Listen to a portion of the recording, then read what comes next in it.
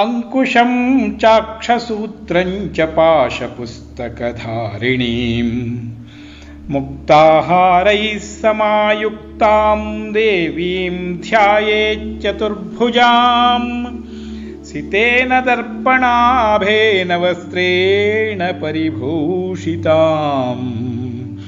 सुस्तनीं वेदिमध्यान्तां चन्द्रार्धकृतशेखरां जटाकलापसंयुक्तां पूर्णचन्द्रनिभाननां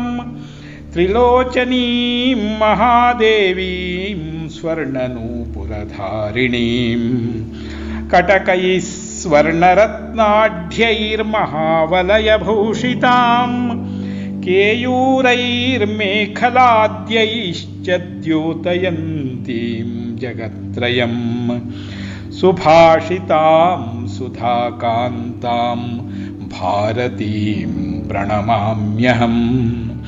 शब्दब्रह्ममयीं ध्यायेध्यानकामः समाहितः